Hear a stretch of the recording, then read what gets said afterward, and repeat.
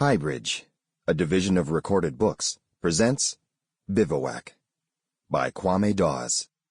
Read by Beresford Bennett. This is nothing. Tree hill gravel, tactile and tragic, the pattern of waterscape. Noting these primary tints, I mutter nothing but the bare sotto voce poem, like any nude he made, limb or feeling heart. In this bright or yellow sky, or blue, the symbol is arider than water. The familiar gesture of the rose is parched with dry land laughter, but cannot die. Over and under this composed waterscape, delicate crows only are sensuous. I have this all, a monotonous bamboo flute, or the immodest jasmine. Without Dogma, by Neville Dawes. Unpublished Notes of George Ferron Morgan. Already, I am beginning to sound like an ungrateful complainer.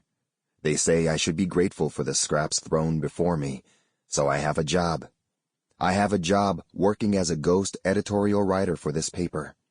If the people who have been reading my editorials knew who was writing them, they would be startled, and in some cases quite outraged, I am sure.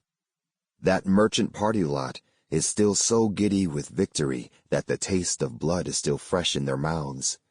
Peace simply leaves them hungry and thirsty. They would ravage me if they knew. The joke is that the People's Democratic Party lot would do the same. Here I am, suffering because they did not protect me, and yet they would slaughter me for writing editorials for the enemy. Well, screw the lot. None of them have the gumption for revolution. These days, I don't care what they have to say. I feel cheap sometimes. Some mornings, I get in early enough to see the two prostitutes who must own this end of Duke Street eating their breakfast out of cheese pans in a shadowy alcove. You can see the fatigue in their eyes, that mute gaze, staring into the asphalt and not seeing. One of them has the most striking cheekbones, but she can't hide her decay. Perhaps I would have judged them once, or simply ignored them, but now I think of myself as a kindred spirit, an old broken-down whore, hustling money from the very people who broke me down. God, I am so cynical.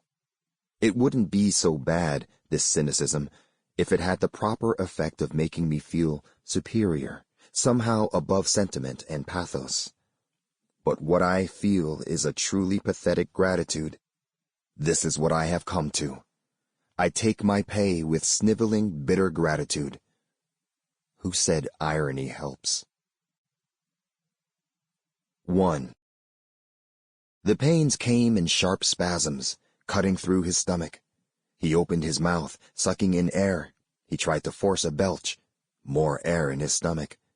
He had eaten too fast, too late. They had not heard him come in. This was for the best. He did not want to answer questions, to assume the mask of mourning that was wearing thin. It had been a long day, driving from Mandeville with his father's body melting in the back seat of the Volvo. Sorrow was tiring. He had eaten breakfast at 4 a.m. before they set out. Kingston was sleeping. They drove downtown, breaking red lights at the deserted intersections. The streets were empty, except for the occasional madman or woman shuffling aimlessly along the sidewalk, smudges against the deep blue of early morning. Ferron noticed a cream Toyota behind them somewhere above Crossroads. Its lights were off. "Only dog, madman, and Christian to rise," Cuthbert muttered. As if on cue, a cluster of turbaned, white-clad mothers strolled in slow, dreamlike motion across Old Hope Road to their morning prayers. The soft sunlight turned their skins to a tender orange, their robes flecked with gold. The wind played with the flowing robes. They vanished behind a thick hibiscus hedge. Ferron could see the blue tattered flag on a long bamboo pole bobbing above the yard behind the hedge. They drove along Spanish Town Road, where the traffic was a little heavier, and then headed into the country. In Bivouac, a heavy mist hung in the air. The wiper was on. They stopped, and Ferron stepped behind some bushes to urinate. Farther down the road, just where it curved and disappeared, he saw the Toyota tucked away to the side. He noted the coincidence casually. But from that point on, his body was tense even if he could think of no useful reason to feel that way. They bought some oranges, mangoes, and bananas from an early vendor. The boy's eyes were full of sleep.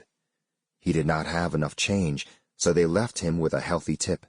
He was too sleepy even to smile in gratitude. Cuthbert turned north toward the Mandeville Hills.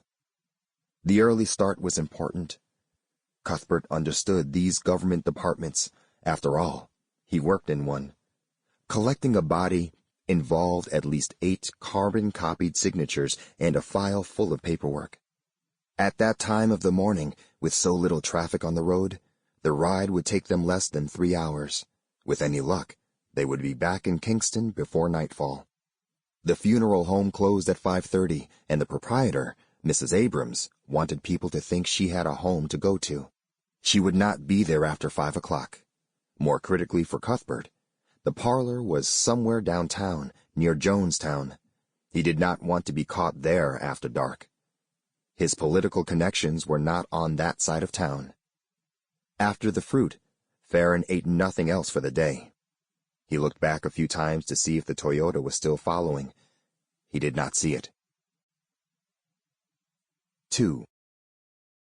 A crow of a woman, with gray patches of hair sticking out of a blue and gold silk scarf knotted in front, had pushed her way through a crowd of visitors who were gathered around a bed at the other end of the ward and moved toward Ferron and his mother.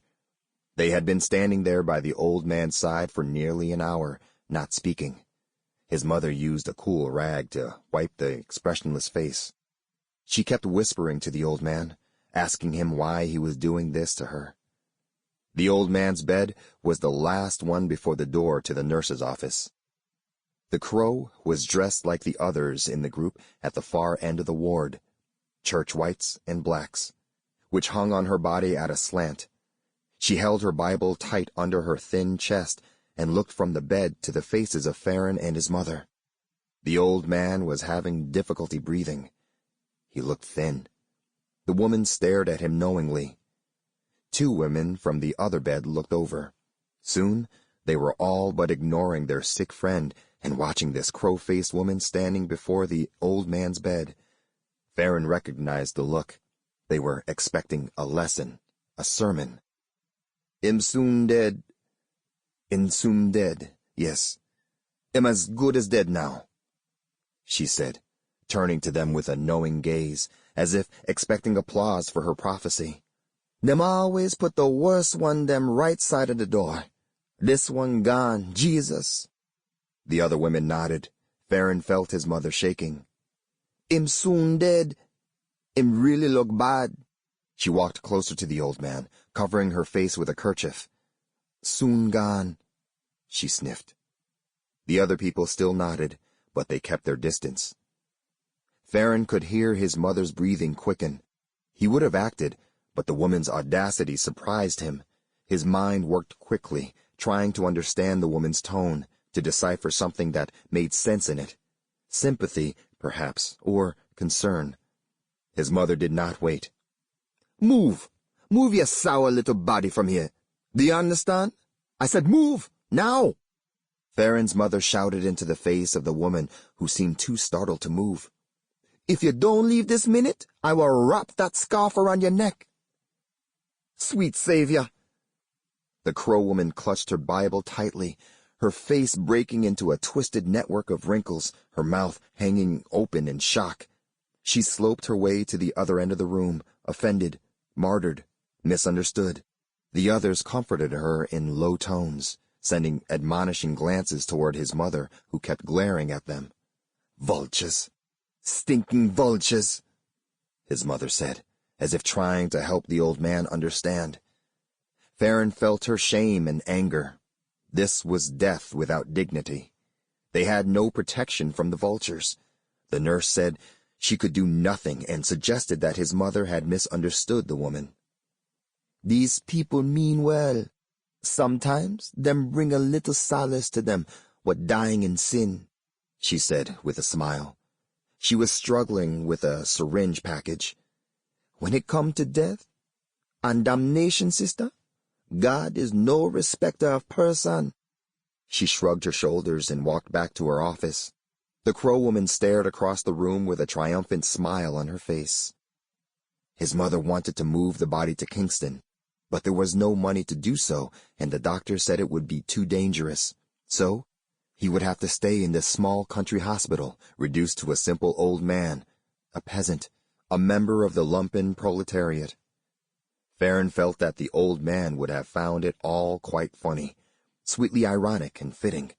This would have been his end in a classless world, anyway. This was his dream. He died that night.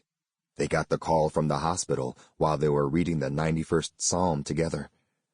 His mother breathed what seemed to be a sigh, and then walked into the bedroom and changed into black. She would wear black for 3 years after the death. Unpublished Notes of George Ferron Morgan. This is Femi's 3rd trip to Jamaica this year, and July has not come yet. I think he is coming to cheer me up, but all we end up doing is drinking. Well, he drinks, but I must be a downer for him since I can't find the strength to laugh. Ambassador work suits him just fine. He gets to see his women, and he really loves Jamaica. It is funny. Sometimes being with him can really play tricks with you. The jokes, the Shakespearean quotes, the gossip about conspiracies, and the memory of that summer we spent traveling across the Soviet Union. He is amazingly good at transporting you until you start to feel younger. But this is Jamaica. We have just come out of a bloody season, and everything has changed, utterly changed. And the shadows are thick with desperate people who will kill you for reasons that you will never anticipate. He left yesterday for Rio. I might see him in December, he said. Funny, because when he called to say he was coming, he had me convinced that he was traveling with a contract for me to take up a post at a university in Liberia. He kept asking me if I was ready to go. I said I was. I am. I am ready to go anywhere. He has said nothing of Liberia since he has been here. I am too embarrassed for him to mention it. Last night, we ran into Gregory. He looks quite greasy these days. He sweats a lot now, which is such a cliché for someone growing fat on power. But I do not begrudge him the extra flesh. At school, his lean and hungry look was quite sad, made him hard to trust. And he did suffer a great deal in the 70s. We met at the Sheridan, in the bar. I have not been there in a while, and I really did not want to go for fear that I would run into people like him. But Femi insisted, said I needed distraction. "My God, George, I thought you was dead, man. You were not on the list." Gregory shouted this across the room, waving. This is how they talk in Parliament, I suppose. He was red-faced with rum and, like I said, quite fat. And then there was that big laugh. So I laughed. What I should have said was, "They did kill Apperton on Stony Hill Road. He was on the list too, wasn't he? And we suppressed that well in the paper." But I didn't. I just laughed. How many people read the paper for news anyway? Listening Post is probably the most popular section of the paper among supporters of the party that forms the government. It was equally popular among them when that party was in opposition. Why? The paper is anti-PDP, and the majority of people working here or writing for the paper are, however, concealed at the columnist level or confused at the worker level, rabid anti-communists. How anybody of intelligence can take such a stand is beyond me. I similarly cannot follow an anti-Christian attitude. Being against communism or Christianity in terms of debate is quite rational. But to be caught in this inflexible system of animosity is an incredible waste of energy. 3. The gas was eating away at his stomach. Acidic. They called it a nervous stomach. That and low blood pressure were his ailments. He was counting the dizzy spells. Today there had been 6. This death was becoming a burden, and yet he took it on, accepted it as his lot. and proceeded to do all that had to be done. Nobody complained. His older brother Lucas was still numb, spending the afternoons reading novels that had belonged to the old man. Nobody knew what would happen when he finished reading. He was sitting with his legs thrown over the side of the armchair, reading novel after novel and smoking profusely. He had stopped smoking 3 years ago when he got saved. The old man smoked. It had been difficult to tell whether Lucas's evangelism was more to win his father to a smoke-free life or to Christ. Whatever, Lucas had poured his zeal into anti-smoking efforts, and, for months, the old man smoked more. Lucas must have given up after a while. Things returned to normal. The old man died a smoker, but smoking did not kill him. Now, Lucas coughed through cigarette after cigarette, barely burning each stick. Most of the family seemed to understand that everybody had their private ritual of mourning.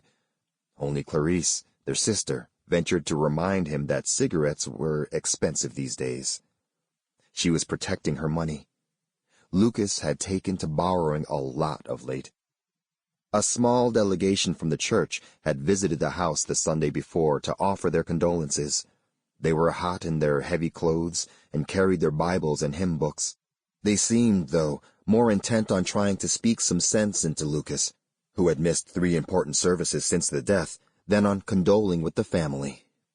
Lucas barely acknowledged their presence when Ferron opened the door for them. They stood in a huddle, silhouetted by the large window that filled the den with the orange glow of dusk, whispering to Lucas, who sat back, almost parodying the old man, listening to their admonitions. Finally, Lucas stood up and turned to the window. The delegation was silent. "He is my father. I rejected him. I turned my soul from him, and now he is gone." Lucas's voice was calm and evenly modulated. "We look alike, me and him. You can see that. Look at that. Look at that." He lifted the bust of the old man and put it beside his face. "We could be brothers, right? And it was badly done. Everybody says so. But you can see the resemblance. They made him look older, 10, maybe 20 years older. This is what he was going to look like. Maybe it was intentional, a prophecy, something to keep him growing with us, you know?"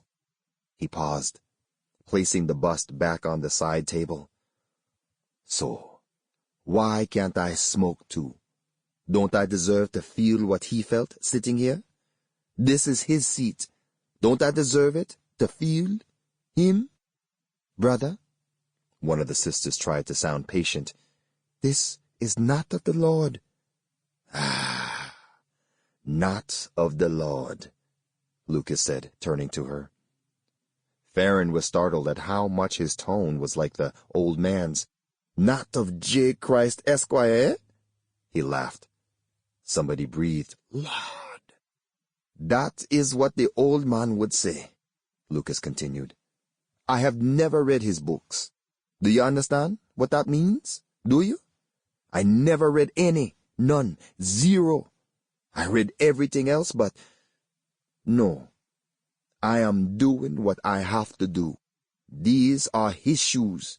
These are his—" He paused. Ferron was expecting him to break down and stood, preparing to clear the house of the delegation, but Lucas did not start to cry. He was trying to find the right words. This is him," he finished, leaning back in the chair. The delegation could not get him to say any more. He was busy reading. They gathered around him and prayed. Ferron looked over to the telephone room and noticed Clarice sitting there in the half-light, chewing at her nails and watching everything.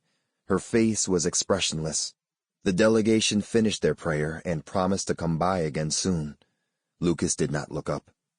They left as quietly as they had come. Ferron watched Lucas lean forward and peer through the window to watch them leaving. He turned away quickly as Lucas looked over to him. He heard Lucas chuckle slightly. There was silence for a few minutes. Lucas lit a cigarette and continued reading. He turned a page. By now, it was too dark to make out his facial expressions. He was a shadow. "They think I have gone mad now," he said slowly. Ferron could hear his smile. "So, how the hell I must explain to them what I am doing when I don't even know myself, eh?" He laughed softly. "You just do what you have to do." That was one of the old man's stock lines. Ferron caught it. So did Clarice, sitting in the telephone room. They started to laugh. Lucas laughed with them. Then they grew silent, at first trying to find something to say, but gradually accepting that there was nothing to say, that the darkness was a shelter. They sat in the dark for a very long time. Unpublished Notes of George Ferron Morgan. I have been taking taxis to work every day. I need a car. I think I will get a white Toyota Corolla. That is what all the political thugs are driving. They must be quite reliable. It is a long way from the Rover 3-liter, but we are a long way from those days. I am spending a small fortune on taxis. The strange thing is that I don't feel the urge to drive myself anymore. I want to be looked after. I used to love driving. That summer we drove across Europe to Moscow and then across Russia. That feeling of command of the road, that adventure, it seemed like second nature. But we are a long way from all of that now. A white Toyota Corolla. The difficulty here is that I have never worked in a firm or company before. It has nothing to do with whether one is making money for the company. That is fun. It has to do with the structure and relations in the office. I find it incredible that this office is set up as a large room with some 60 or 70 chairs and about 40 desks. The first problem is noise, the perpetual clicking of typewriters. I have to type at great pace, writing nonsense to avoid going mad, and the jabbering of people on the telephone, or the interviewing of and by working-class voices inhibits any kind of creative work. What we have is noise as in a garment factory, and the quality of the output is similar. 4. When Ferron came home the night after the Mandeville journey, Lucas was slumped in the corner, his head thrown back, with a book in his lap. He snored with a slow, untidy, asthmatic wheeze and grunt. A cigarette smoked in the remnants of his supper, which was catching flies on the floor. It was hot, and Lucas was sweating. They did look alike, Lucas and the old man. The nose, the thick glossy beard, the high forehead. Lucas, however, lacked the haughtiness, the old man's condescending confidence. Even in his sleep, Lucas looked humble, almost defeated. In the kitchen, Ferron found his way around with the help of the refrigerator light. He was afraid to turn on the fluorescent bulb, which hummed loudly and startled roaches into scurrying and flying around the room. The noise would bring someone out. He did not want that. He ate the cold curried chicken and a few clumps of rice quickly. He could see the line of light under the door of his mother's room. He considered going in to tell her he was back, but decided against it. The stillness of the house was why he had lingered in Halfway Tree for more than 3 hours after Cuthbert had dropped him off. He had missed the last bus and was forced to take a taxi home. He took a glass of water to his room. His stomach had already begun to churn by the time he had taken off his shirt and trousers and thrown himself on the bed. He tried not to think about it there on his back, staring at the slanted lines of light from the street on the wall. Music from the bar across the way drifted into the room. The pattern of dogs' alarms relayed from fenced-in yard to fenced-in yard. He listened instinctively for the sound of barking to fall into a lull. Then he relaxed. The old man would be on his back on the stain sheet in that funeral home where they had left him, as if fast asleep. Or perhaps he was in heaven trying to understand what to do with so many years of paradise. Maybe he was waiting for the ancestors to construct that long bridge of light with strips of material from the moon, peeled off like onion skins, a path for him to walk from soil, to the Port Harcourt black earth where the pebbles would be familiar again, and the sound of feet stepping above, comforting in their rhythm. If not there, he would have to be in hell. No fires, just the waiting, a sad, desperate waiting, surrounded by illiterates. Like the rest of them, Ferron needed a narrative for his father's afterlife. Family story had it that the old man had confessed to Christ a month before his death. Ferron had noticed him listening to late-night sermons on the radio, and once, 3 weeks before, the old man had spoken during a family prayer hour. To call it a prayer would not have been an accurate description of what he said. He simply spoke. His eyes were open, and he was smiling. "We need some peace in this house, too." This was his addition to a list started by Clarice and extended by Mother. Lucas, who was muttering in tongues and flavoring each insightful utterance with a heartfelt "Amen," went completely silent after the old man had spoken. It was Ferron's turn, and he quickly thanked God for everything and ended the prayer time. The old man was beaming. Nobody spoke. It was hard to tell whether his look was of irony and self-mockery, and an awareness that he was messing with the minds and hearts of his family, or whether he was sincerely seeking peace with his Maker. The problem was that the look was a well-cultivated one. Clarice had been certain that it was mockery, because she walked off muttering how it was no wonder the Lord never took any of them seriously. But Ferron thought he saw something else, something like peace in the old man's eyes. They never spoke again about that moment until after his death.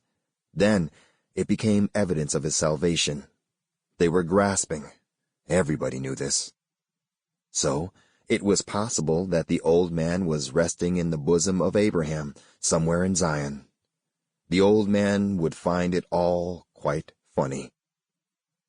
Although he was expecting it, the first wave of pain in Ferron's stomach caught him dozing. He got up quickly and ran to the bathroom, grabbing an old star from the dresser. It was impossible to read it. The pain was so intense. He leaned forward, wrapping his arms around his stomach. With his head between his knees, he could smell the stench from his uneasy stomach. The smell made him more nauseous.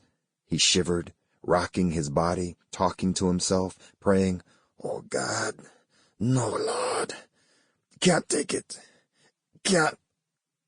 He felt lightheaded, weak, yet he was acutely aware of everything around him. The silver of the taps, the red in the shower curtains, the pink of the toilet mats were all vivid, clearer than normal. He was able to focus on details like the pattern of black spots in the tiles at his feet. He was waiting for the break, the sudden calming of the body after the pains.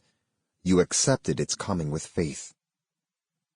There was a lull in the pain. He tried to focus again, wiping sweat from his forehead. Then he felt his stomach heave upward. He ran to the tub and retched. Everything came spewing out. His stomach continued to contract, as if trying to force the emptiness out of him. The effort weakened him, and he sat on the floor, leaning against the tub, trying to slow his breathing to calm down, to stop the hiccups. He cried. He cried sitting on the floor, a full-throated crying. He cried as he washed away the vomit from the bathtub. He cried as he stumbled slowly to his room. He opened the lower windows in the bedroom and tried to stop the crying. It was useless. He lay back on the bed, now naked, and felt the tears run into his ears. He felt nothing, just this longing to stop trembling, to stop the pounding in his head. He drifted in and out of sleep. His stomach was still uneasy. He dreamed of warm places, white mint milk caressing the pain in his stomach. At 4 o'clock, he heard Lucas coughing in the bathroom. After that, Ferron slept. Unpublished notes of George Ferron Morgan. There is a man who has worked here for about 40 years, a Jamaican brown who obviously thinks he is white.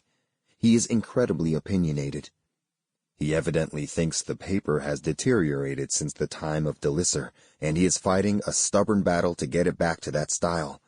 He considers himself the authority on good English, and his manners are atrocious. After working here for 40 years, he was... Sample complete. Ready to continue?